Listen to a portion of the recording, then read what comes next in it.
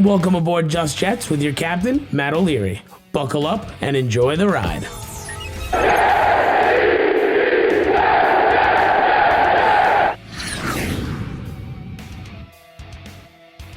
Hello and welcome to episode number 75 of Just Jets. What's going on? I am Matt O'Leary, excited to get into today's video.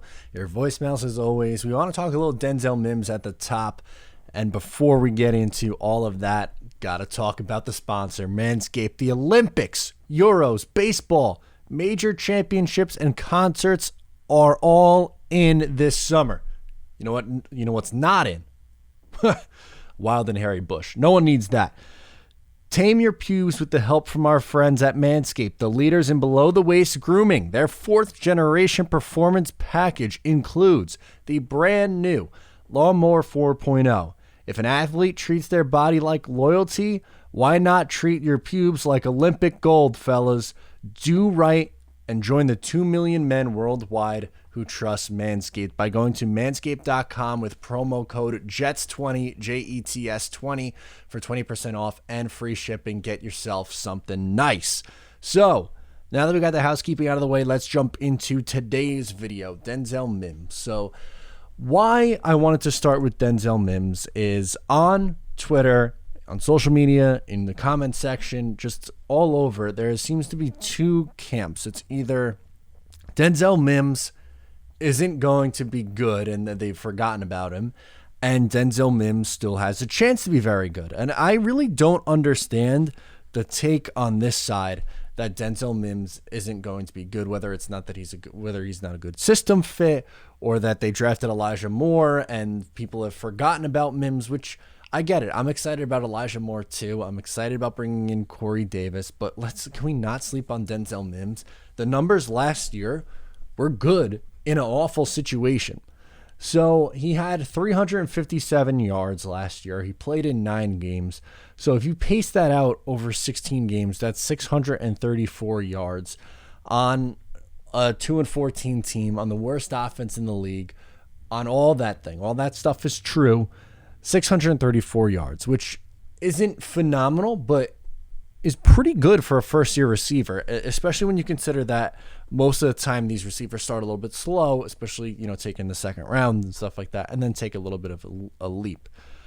Over the last 3 weeks of the year, though, he only had 33 yards. And realistically, when Sam Darnold was in and they played together for, a chunk, I'm going to say, 6 of those 9 games he played with Sam, they didn't necessarily get on the same page very often.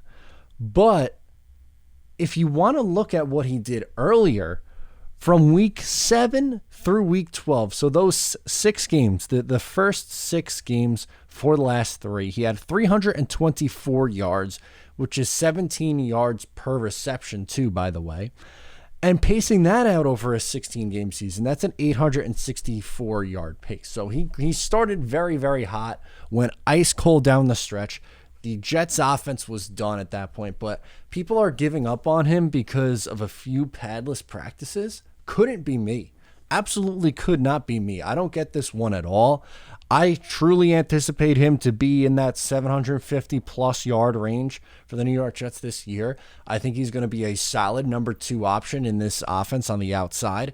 And that's the thing. It's hard for me to predict receiver numbers for this team because they have 5 guys who can, be trustworthy in an offense. Mims on the outside, Davis on the outside, Crowder and Moore in the slot, and don't sleep on Keelan Cole either. So it's hard for me to say if he doesn't hit number X, whatever that number is, that it's going to be a failure of a season for him. I don't see how you could possibly do that with the amount of targets that are going to be spread around through this offense, but I really don't see how you could see what he did in a putrid offense last year and the skill set that he displayed, the contested catches, going up and getting the jump balls and underrated speed as well. I love Mims. I was super excited about this pick when they made it in 2020.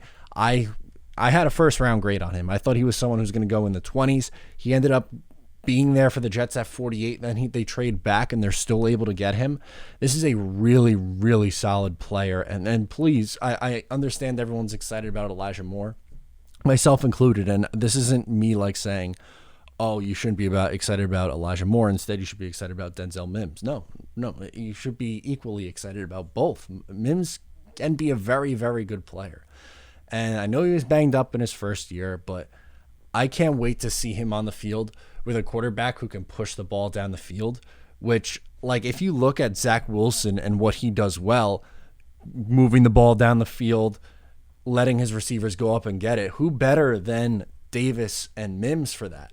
It's a really good fit in this offense. So I don't buy that Mims is falling out of favor. He's too good of a blocker even, and we know how big of a deal that's going to be in this offense. I am super excited to see him to get to work with this quarterback, and I don't buy that he's the number 5 receiver on this team. I don't. He's way too talented to be that far down on the depth chart, and if you're someone who's soured on Mims, well, I think he's going to prove you wrong in 2021. I really do, and I'm excited for that. So without further ado, just wanted to get my quick take on Mims out there. Saw it going around on the timeline a little bit. We are going to get into the voicemails now, starting with Jack from Florida. Hey, Matt, this is Jack from Florida, and I love your show. Thank you. Awesome show. I'm just watching your last, I believe it's your last airing, and you're talking about Marcus Maye and a contract. And I can't imagine that you're going to sign Marcus Maye. I know you were talking about possibly $13 or $14 million a year. On the high end. That's a big hell no. I mean, he's going to be 29. We got a lot of young players on the team. We ain't making the playoffs like anytime, probably this year, possibly next year. And the Jets could get, I mean, they got him franchise tag for this year for $10 million. I don't know exactly what the franchise tag next year would be for him if you don't trade him before the deadline, if the Jets aren't doing anything this year. But, I mean, I could see, yeah, he's a great player. Don't get me wrong. If he was 25, we wouldn't even be having this conversation. But I don't know. I wouldn't go any more than a 3-year deal for, say, 30 to 33 million for the 3 years, and that's like with 20 million guaranteed for, say, like the next 2 years. I wouldn't go any more than that because he's 29. And I don't think the Jets, love the Jets, hopefully I'm wrong, but I don't think they're going to make the Super Bowl this year and probably next year, and I think they're looking to go younger. You got astronomical amount of picks for there's the doorbell. The next year also. So, go Jets. That was funny at the end. I think really that we're only off by a couple of million, Jack. And to me, I wouldn't have as hard of a line in the sand. The thing that I don't get is when you have people saying, oh, I'd give him $11 million, but if you say 13, it's like, no, whoa, $2 more million against the cap? Absolutely not. I would maybe understand if you're talking in like the $15 million range. Okay, that's a little bit of a different story. I believe it's 120% of the franchise tag from the year prior or of the salary from the year prior. So I think it's either, that would be, I guess, roughly $12 million to franchise tag him again. And the thing is, which Jack kind of said with how he was structuring the contract with the guaranteed, in today's NFL, you can get out of contracts within 2 years most of the time. So if it does go bad, which I don't think it is, and I know you shouldn't be going into it with the mindset of, oh, if this goes wrong, we can get out of it, but smart GMs think of those things.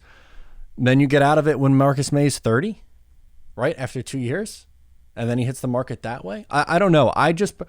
The way that I was coming from this was I thought that he's been a good leader through all of this. I think he's an important vocal part of this defense, the captain of the team MVP last year.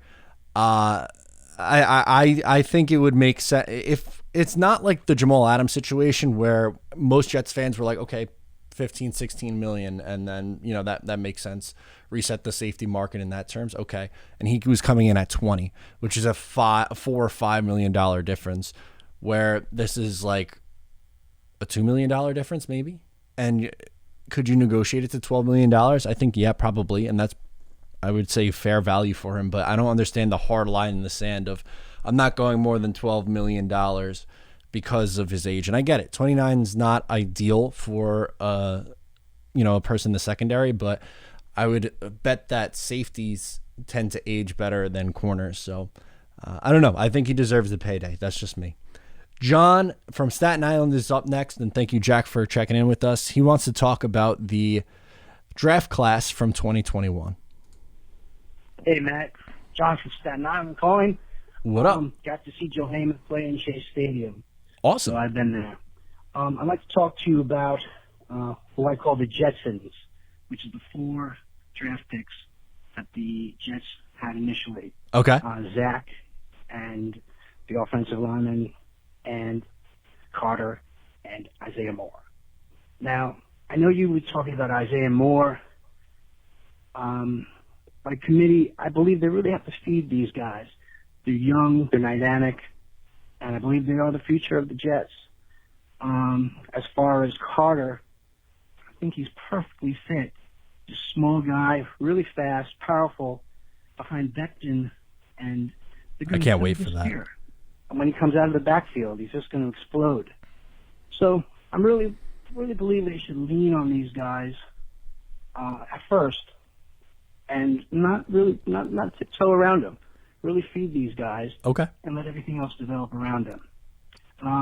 Let me know what you think. Go Jets. Love the show. Good luck. We're going to do it. Bye. Yeah, thank you so much for calling in, John. I am a big fan of this draft class as well, especially the first 4 picks on offense. Zach Wilson, I mean, second overall quarterback, there's reason to be excited about him. Elijah Vera Tucker, great prospect, has the potential to be a Pro Bowler from day one type of a prospect. Then you have Elijah Moore. We talked about how excited I am. Mims. I mean, the Jets haven't had a speedster playmaker like this in a long time. And Michael Carter is someone who I thought was going to go in the late second, early third round. He was sitting there at 107 for the Jets, and they pulled the trigger on him. I think he's going to be a really good fit in this offense. I think with the running back room and the wide receiver room, how it's set up right now, I don't think it's going to be any like one guy being like the main target either in the running game or in the passing game. So I think, they'll get their reps. I'm not worried about them, not getting enough reps. I see what you're saying, build through those young guys. I get it. It's just, for me, I think it's going to be a collaborative effort. They're going to be mixing the ball around. They're going to be running through those top 3 running backs in Coleman, Carter, and Ty Johnson. And with those 5 wide receivers that they have, I think they'll be spreading it around. But make no mistake about it, those top 4 picks that you just listed off, they're all going to be playing pretty big roles for this Jets team, which is awesome. Love to see that. Ben in New Jersey's up next. He wants to talk about Maye as well. Let's hear from Ben. What's up, Matt? It's Ben from Jersey. Yo. I'm calling on a Tuesday, and as I am recording this, it looks like the Jets are not re-signing Marcus Maye before this deadline. And apparently they offered him $8.5 million a year, which, I mean, I understand It's low. why Maye declined that. That's It's a low. pretty disrespectful offer, in my opinion, for a guy who was a top 5 safety and the guy who's been with this crappy team for the past 4 years. I think he deserves in that 11, 12 mil, but I think Maye was asking for like 14, 15, like the Buda Baker range. But I mean, how old is Maye? 28, 29 years old. I understand why Joe Douglas didn't want to offer him a huge contract. Buda Baker is 3 years younger than Marcus Maye, and they're in the same draft class. And while I don't agree that he shouldn't be paid 14, 15 mil, I do think that they should have offered him at least 11 million. Just since he was a captain last year, he was great for us last season. He's been with us through thick and thin. He's a fan favorite. He stepped up when Jamal Adams was traded, took over that box safety role, and played pretty well in there, I'd say. It's just pretty concerning. That's all I'm gonna say. Like I heard on the show last week, it's hard to keep it seems like I hope it's not hard to keep our own players. I mean, Robbie was one. I don't want Maye to be another. I mean, I think guys like Becton and Quinn will be fine, but it kind of sucks that we could lose our team captain and our arguably our best defensive player from last season. Agree. And plus, he may just unfollow the Jets on Instagram. I don't know if that really means anything, but I don't know. Maybe it's just Maye's agent, Eric Bernhardt, putting this thing way out of proportion. But if 8.5 is what the Jets offered him, I completely agree with Maye to shoot that offer down. Yeah, you have to from his side. That's my thoughts on Marcus Maye. I just hope we keep him. Then we have, unless Sherwood or Nathalie wants to step and play a strong safety, which they definitely could. Yeah. I don't just feel that confident about as confident about our defense anymore if Maye isn't with us. That's just my thoughts. Let me know what you think. And as always, go Jets. Yeah, I'm with you 100%. I'm with you, Ben. I think you bring up a lot of good points in this call too. But confidence level, especially in that secondary, would go down. Like, Maye's a really reliable defender, and in coverage too. And when you look at, Joyner should be good in moving back to safety. But how many other question marks are there? Ashton Davis is a huge question mark. I like him. I think he could be an okay starter, but big time question mark. Every single corner is a question mark. I love Bryce Hall. I thought it was an absolute steal where they got him, and I think he is going to be a good corner. But how many games does he have under his belt? In the NFL, not a lot. Bless on the other side, that would be a question. Or undrafted free agent Isaiah Dunn, or one of the 5th or 6th rounders that they picked up in the NFL draft this year. Javelin Guidry maybe in the slot. Michael Carter the second in the slot. Like, there's really a lot that goes into this, and there's a lot of very much so things that are up in the air with this secondary. That's why I would like something a reliable piece, and you can, okay, you're paying him $12, $13 million, whatever it is, and is that a lot? Yeah, but he's a top 7 safety. I don't know if top 5 is fair, but I think he's probably in the back half of that 5 to 10 range for me. Maybe it's around the 7th best safety in football. And if you paid him like that, I don't have an issue with it. Again, if it's a 3-year deal, you can get out of that after 2 if need be.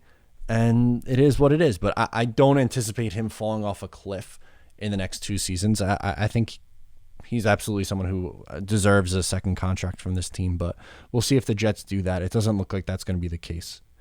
Jeremy in Sacramento's up next. Staying on theme here with Marcus Maye. A big storyline from this past week. Let's hear from Jeremy. Hey, O'Leary. How you doing? It's Jeremy from Sacramento. You good?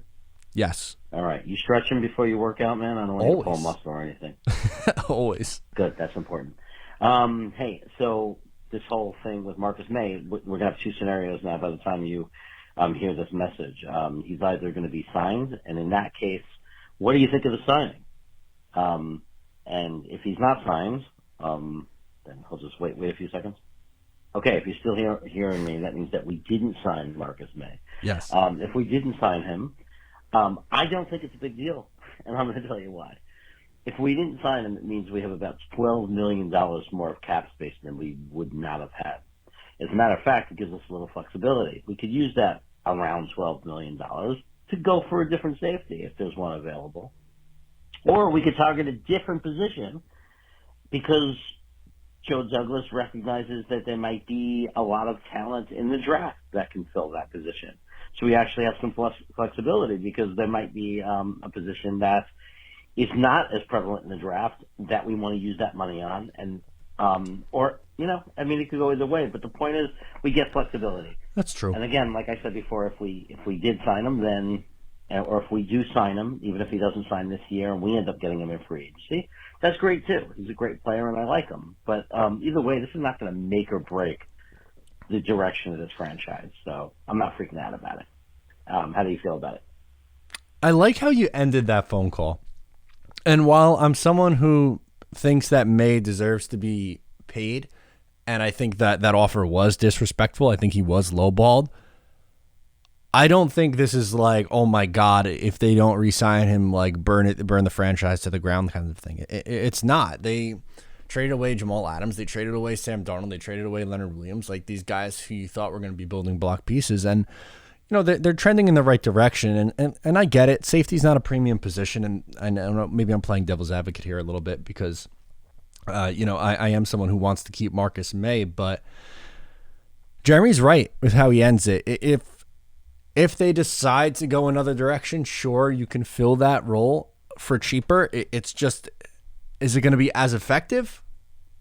I don't know.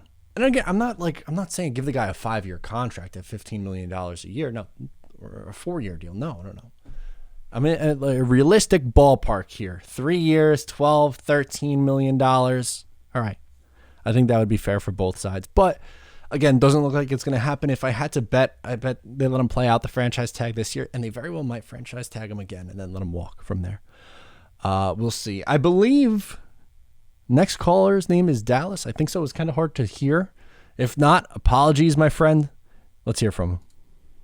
Yo, what's going on, Matt? It's Dallas Lowe from Amarillo, Tejas, Texas. And I was just wanting to know, big question, because free agency for the past, I don't even know how many years, has been crazy with the edge rushers, and next year's class is going to be absolutely insane, full of edge rushers. You have Von Miller, Chandler Jones, Dante Fowler, Whitley Merciless. You have a couple of pretty premium outside linebacker or, I guess, edge rushers that could honestly get to the passer, and I just want to know what your take on that. And thank you. Go Jets. I agree that there are a lot of really good pass rushers like you just listed off hitting the market, but I don't anticipate the Jets being in on that because they paid one this year in Carl Lawson, and I don't think they're going to pay another one in that $15+ million a year range. I think they will use one of their 4 picks in the first 2 rounds on an edge rusher. I think that's a fair guess. And I'm always about more edge presence and speed and getting after the quarterback. I agree with that, with the logic there. And with this defense, Robert Saleh loves getting after the quarterback and getting pressure on the quarterback. But I don't think they're going to spend big money at that position after spending on Carl Lawson this past year. That's just me personally. Some of those guys you listed are more of a 3-4 outside linebacker also. There are 4-3 fits in there, but again, I would think that the Jets are going to spend their early picks on corner, edge, and maybe on the offensive line. Would be my way too early prediction, but I get where you're coming from for sure. The edge class looks like it's going to be very good again in free agency. After that, we have James in New Jersey, and he wants to get into Douglas and Marcus Maye. Matty, what's up, man? It's your boy James from New Jersey. How's everything? Good. Still lost that checked in. I sent you a voicemail a couple weeks back, but you didn't get it on the one episode. But no big deal. Anyway, first order of business. Hopefully you get this one. I want to say shout out to you for making the Jake Asman show. Thank you. Back. I listened to that podcast. He's a good dude. I was only about the Islanders and a little bit of Jets, even though I'm not an Islanders fan. I'm a hopeless Devils fan, but that's another story for another day. But shout out to you on that one because I've been following Jake Asman. Next order of business. It's been a while. Just been trying to take vacation. I do have a question for you. I just saw your content about the low ball on Marcus Maye, and I am all for you about the fact that Marcus Maye is getting low balled, and that he's been a soldier and he deserves to get paid, and it's not like an offer like Jamal Adams. But let me ask you this, and I know Joe Douglas. It might be a question about Joe Douglas not paying Marcus Maye, but let me ask you this. Do you think Joe Douglas is just trying to really finish up and wash out the remnants of all the Mike McCagnon choices and decisions that was made for the past 4 to 5 years of the McCagnon regime? Do you think that that's what Joe Douglas is trying to do? Because, it's not in position. At the same time, I'm trying to harass all the It kind of cuts out a little bit, but I think the point is remaining the same. I very much so think it's a possibility, and that tends to happen a lot in the NFL, right? Like new coaches come in, new general managers come in, and they want their guy. That's part of the reason why they went with Zach Wilson over Sam Darnold, and I get it. And there were people who liked Sam Darnold in that building and wanted to keep Sam, and there were a lot of fans who felt that way too. But even I don't know, I feel like there's surprise cuts and players fall out of favor. all the time, really, and depending on, for the coach's philosophy. For instance, like Jonathan Vilma, great Jet, didn't really fit into what Eric Mangini was trying to do. Kerry Rhodes, another example, good safety. Jets decide to go another direction after 1 year under Rex Ryan. Sometimes that stuff happens, and they kind of want to bring in their own guys. So that absolutely could be a theory in this, James. I don't think you're off base at all. I think that makes sense. I'm not saying I necessarily agree with that instance. Again, I bring it back to Robbie. I think if they decide to let Maye walk after this year, I'd feel the same way as I did with that situation.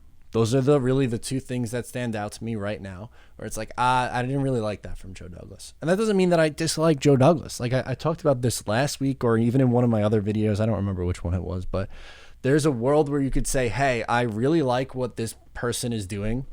And Joe Douglas, I really like what Joe Douglas is doing. I think he's doing a good job. But at the same time, I'm going to critique him in a couple of areas, because it's very rare that you line up with someone 100% of the time. And I don't think you should. Like, if you're really thinking for yourself, and if you're really, taking the information and making your decisions, it's not going to line up 100%, which is fine. There's room for healthy debate in all of this. So really, that's my main takeaway on that. Travis is calling in next. He wants to get into the offensive line and the defensive line. Let's hear from our man, Travis. Hey, Matt. Yo. Travis from Ohio. What's up? Hey, buddy. Just watched your surprising cuts clip. Thank you. On Just Jets, and I know the caller called in last week about it, and that was a really good call and take. It was. You guys. Thank you. Got me thinking about, what do you think? Who on our deep offensive line and defensive line is going to make the team? Because we're going to have save spots at linebacker and corner and wide receiver, and offensive line is really deep and pretty good, I think, and defensive line's really deep also, and there's some talent there that I'd like to keep around too. Those are the kind of big question marks I have on who's going to make the roster, and I don't think we're going to be able to stash a whole lot of those guys on the practice squad. So just wanted to know your take, and always value your opinion. Thank you. Go Jets. Bye. Travis, good question. Love it. So last year, for context, they carried 8 offensive linemen and 10 defensive linemen on the 53-man roster, at least to start the year. I have it at 9 and 9 for both. Again, it can vary, but I'm going to go on the O-line. Becton, AVT, McGovern, Van Roten, Moses, Fant, Feeney, Murray, McDermott for 9. So that means cut Lewis, Levin, Edoga, and Tristan Hodge, or Hogue, however you say the last name. D-line, I'm going Lawson, Curry, Quinnen, Rankins, JFM, Fadukasi, Phillips, Blair, and Huff, with Nathan Shepard cut and Marshall to the practice squad. And I don't think there's really anyone else of note on the D-line.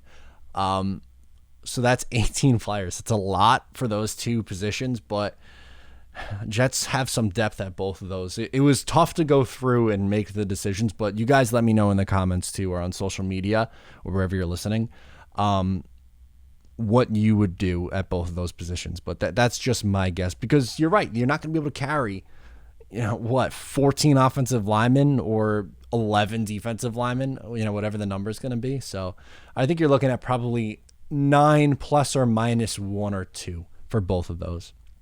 George in Rhode Island is up next. We're getting into Douglas and Maye. Matt, George from Long Island. So this whole Marcus Maye, extension getting done is just not going to happen anytime soon. I was just kind of wondering, and I'm a big Joe Douglas fan, do you think he prioritized the defensive backs as much as, I guess, maybe the linebacker as the defensive lineman? I don't know. I mean, I know he did grab a couple of corners in day 3 of the draft, but didn't really answer anybody in free agency. So I don't know. I'm just kind of wondering, maybe he's not that high on defensive backs, unless he's just waiting for the right candidate. Who knows? All right, buddy. Let me know. Thank you. Good question. I think that's a fair take in just getting the information out of what we're seeing. I think philosophy-wise, Robert Saleh is more about getting after the quarterback and can get by with lesser talent in the secondary. So maybe that's like their combined strategy. I think you might be onto something here, George, just because you're right. There's a lot of unknowns in that secondary, and if Maye is gone too, that's just another unknown. But maybe they say, hey, we can go a little bit cheaper there and spend on the pass rush and on coverage linebackers and be okay. I don't know. We'll see, but that seems to be their plan for now. Greg in New York wants to get into Wilson. Greg, let's hear from you, my man. Yo, Matt, it's Greg from Walk Hill, New York. What's going on, buddy? So question is, what's your expectations for Zach Wilson being rookie MVP of this 2021 season? Calling in to ask because it's funny because I watch a lot of Colin Cowherd, and I respect the guy, pretty intelligent. He's been right, I would say 50% of the time because, if we're going back 2-3 years, he praised Sam Darnold, and regardless of his situation, he thought he was the best prospect of all time. And I'm watching Colin Cowherd, was it last week, and he said out of all the 5 quarterbacks, his biggest questions are around Zach Wilson, and he had him 5th quarterback, doesn't believe in the kid, he did his rank of like the AFC East of their schedule and what's their win-lose percentage. He had the Jets going 5-12, bottom 4, which is because, we're the Jets and we don't get any respect from anyone. But as fellow Jets fans, if you dissect what we have been doing, I don't believe that. I think he's wrong. Did you see that take on what Colin Cowherd said? It kind of got under my skin, but as your buddy Jake Asman, I watched him, and he actually fired back and said, not for nothing, if you all saw what Colin Cowherd said about Zach Wilson, I think he's completely wrong. He's comparing him to Johnny Manziel. Yeah, that's ridiculous. Johnny Manziel just loved to drink and party. Like, Zach came from BYU. The guy, he's just now legally able to drink. So, I don't know. What's your take on that? Do you think Colin is wrong? Yes. Do you think Zach can win rookie MVP of the year? Let me know, man. Thanks. Bye. Yeah, I think it's ridiculous. I think it's a bad comparison, and I went into depth on it in the video yesterday, so I'm not going to go into the whole rant again. But just, it's a lazy comparison, and it's stupid. It really is. I don't see it at all. Now, could Zach Wilson win Rookie of the Year? I would have to imagine that Lawrence and Wilson would have to be the favorites, right? It's more often than not, it's a quarterback. So, think about the quarterbacks who are going to play right away. It's those two. You would imagine that maybe Mac Jones starts, but it could be Cam Newton. And then San Francisco, I think Trey Lance would have a great opportunity to do it if he starts right away, but they might start Jimmy G, so maybe you're only getting like half a season from Trey Lance.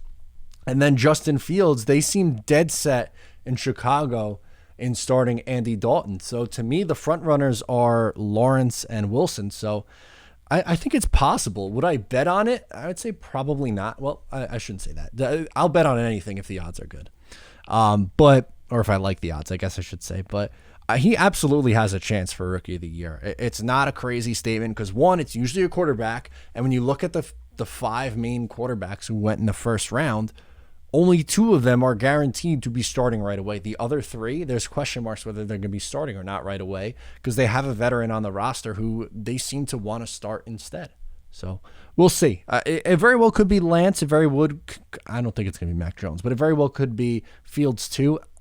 I just don't know because you don't know if they're going to start right away. That's the thing. So Lawrence or Wilson seems to be the best bet in that ballpark. Ewell in California is up next. Let's hear him.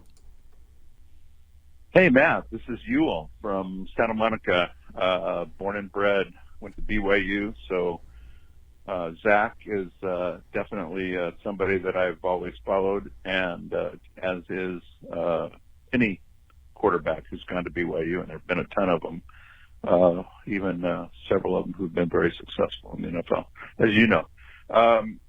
Just a note, I enjoy a couple of notes. I enjoy your presentations on YouTube. Thank you. And I would just ask you to enunciate a little more clearly and Okay. maybe use graphics if you can, if it's not too much of a hassle. Maybe it is. I don't know. I don't know anything about those things. So I know about presentations, live presentations, but I don't know diddly about presentations on YouTube and electronic media. Anyway, enjoy everything, and keep it coming. Looking for good things from the Jets this year. All right, bye. Me too. I'm excited about this Jets season. I think it could absolutely be a stepping stone in the right direction. We will talk about the other things. So I can definitely enunciate better. I am going to blame it on my Long Island accent as part of it. But you're right. I probably could enunciate and be a little bit more clear. And as far as it goes with the graphics, I try to use graphics when applicable. It depends on the situation too, because there are instances where if I want to get a video up a little bit on the quicker side, if I'm reacting to something that's a little more topical, I would rather have a video that's maybe a little bit more bare bones, that doesn't take me as long to edit, so that it can get up faster and be in the algorithm when people are searching for it, which, you know, depending on the topic. So that might be an instance where there might not be as many graphics in that one. I am personally not the best in graphic design. I use Photoshop. It's okay. And like I said, sometimes I use graphics. So people in the past have asked me to show video of players as I'm talking about that. Copyright is a big thing on that. I am able to show film on here and not get hit for a copyright thing, but I would rather not get demonetized because I showed a 10-second clip from an NFL game. Like, to me, it's not worth it. And again, would it look cool? Yeah, without a doubt. But there is, some, reasonings behind that. As someone who wants to get to the point where I could do YouTube full time, and content creation full time, I don't want to put myself in a position where I can't make money off the video because of a clip that's used. So copyright's a big thing on it. Enunciation is definitely going to be something that I note going forward, and I will try to hide my Long Island accent a little bit better as well. Mike in Bayshore, speaking of Long Island, wants to talk about Hayden Hurst. Hey, this is Mike from Bayshore. Matt, absolutely love the show. Love the picture with you and Green Bean. Had a question. If you were the Jets, just saying, would you trade, maybe, make a trade to the Falcons for Hayden Hurst? Just want to hear your opinion on that. Appreciate it. Take care. Yeah, I think you could absolutely consider it, because looking at that position, it's not really a strong suit for this Jets team, the tight end position. Hurst seems to be, I would assume, on the way out if you just drafted Kyle Pitts. He has a relatively cheap deal also. One more year left on his deal. He had like 500 receiving yards, a little over. So I like Hayden Hurst. I would be interested in that for sure, Mike. And yeah, I love the picture with Green Bean too. Wanted to mention that quickly. I know he just posted that he's wrapping up his time in the Northeast. It was a while ago that I met him at this point, a couple of months ago, but it was I can't express enough how cool it was to meet Green Bean. Genuinely awesome guy. And it's crazy that, it took us that long to meet after we've been doing content together almost on a weekly basis for over a year. And hopefully I haven't met Ryan yet in real life, but hopefully at the green and white scrimmage, I'll be able to meet Ryan, which, by the way, I'll mention that now. So I have my ticket for the green and white scrimmage. I am going. If you would like to meet up, let me know. I'll be there. I'll come hang. I'm just hanging out, watching some Jets practice. Let's do it. Let's hang out at MetLife. I'm totally down. But yeah, it was, again, so cool to meet you guys and the fans and everything like that, and just really, really awesome experience. So glad you brought up that picture because that was a really fun memory so far from this summer. We'll close it off with Nick calling in from Suffolk County. He wants to get his take in on Colin Cowherd. Hey, man, it's Nick from Suffolk County, New York, my fellow Long Islander. How you doing, man? Good. And I just watched Colin Cowherd's AFC East predictions or AFC predictions in his video. And he has the Jets going 5-12. I guess I can understand that perspective. It's not the greatest roster in the world, even though I think it's vastly improved. Agree. But 5-12, I think, is a little ridiculous. But the thing that really got me pissed off is he said that Zach Wilson is going to be terrible, and the Jets are going to be a mess because of Zach Wilson, basically. And he compared him to Johnny freaking Manziel. Can we get any more into space than that? I mean, I'm sure you'll put up a Touch Jets clips disproving all of Colin Cowherd's points, but this guy is a clown. I don't know how he has a job, is making millions of dollars to piss Jets fans off. I don't really have much of a point here. I'm just That's fine. You can on Cowherd. Do it. And the Zach Wilson comparison to Johnny Manziel is absolutely ridiculous. Johnny Manziel was a straight-up alcoholic in college. He was not committed to football whatsoever. He was not good in his training camp for the Browns, if you watch it back. He was not a film junkie, and he was just downright terrible in every single practice. And Zach Wilson is the opposite of that. Zach Wilson is a film junkie. Zach Wilson's committed to football, and he has more raw talent than Johnny Manziel as far as I'm concerned. So I don't know what Colin Cowherd's goal is, if his goal is to piss off Jets fans. It worked. But if he actually believes the words coming out of his mouth, I mean, that's just scary. That these people are on television and proving their points like they are. All right, Matt. I don't have much of a point here. I'm just kind of venting my frustrations on this Cowherd show that I watch occasionally. All right, man. Have a good one. Yeah, absolutely. It's, I mean, listen, you can vent your frustrations anytime. I said my take on it already. I don't want to rehash it because it's just going to be mad again, but shameless plug, there's so much other content out there. You can watch my videos. You can watch Ryan, Jets Central, Jets Media, Green Bean, Jude Jets, NY Jets Today. Like, how many other great YouTube content is there on this team? We are really, truly blessed as a fan base to have such good, knowledgeable content creator. Jets X Factor. I'm gonna forget people, and I'm not intentionally leaving people out. There's really, I mean it. There are a lot of really good content creators for all teams. Not just football. Wherever. You could choose to get your information from so many different places, which is awesome in today's world in digital media. Why tune into that guy? But when he says something stupid, I'm going to react to it. Why? Because one, it's good content in the summer. And number two, you guys care about it. You guys click on it. So of course I'm going to give my reaction. I think people want that little rant and that reaction to the naysayer. So I'm going to do it. And that's going to do it for me today. Thank you so much for tuning into today's episode of Just Jets. Don't forget to subscribe wherever you get this podcast. Really appreciate love and support. Plugging away to 10K. So make sure to subscribe to the Matt O'Leary NY YouTube channel, the Just Jets Clips channel on YouTube. When you have done that, comment done. I am giving away 2 packages from Manscaped and a Zach Wilson jersey, color and size of your choice.